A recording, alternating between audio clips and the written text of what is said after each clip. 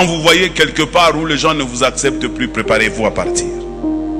Quand vous voyez les conflits commencent à se multiplier avec certaines personnes, s'il vous plaît, ne restez plus là-bas. Même si vous allez arranger après, quand quelqu'un a quelque chose dans les cœurs contre toi, même si vous arrangez, la chose reste dans les cœurs, mais physiquement vous arrangez, mais dans les cœurs, la chose est restée. Faites très attention. Autant partir que de rester. Jacob a compris, Jacob commençait à préparer son départ. Il faut savoir partir quand il est temps. Quand tu vois un ami ou une amie qui est jaloux de toi, organise-toi. C'est le moment de séparation. Tu achètes quelque chose, il gonfle. Puisque tu as fait quelque chose bien, il n'est pas content. Détache-toi de lui. Tu n'as pas péché. Quelqu'un me donne un bon amen.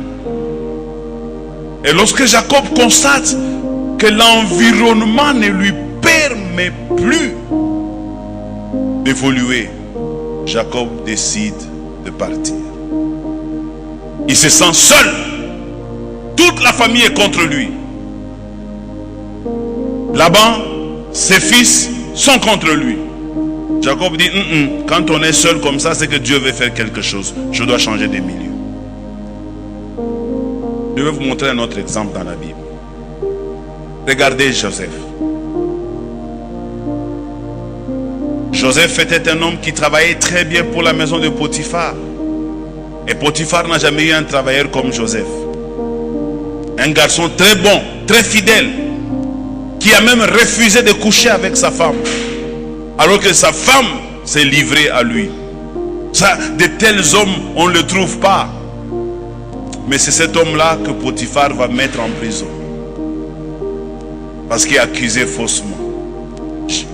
Joseph, de là où il était, il devait sentir un sentiment d'isolement.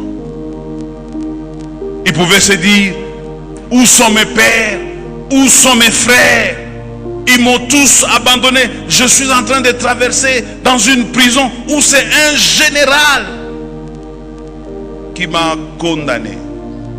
Quand tu as un problème contre un général, qui viendra à ton secours?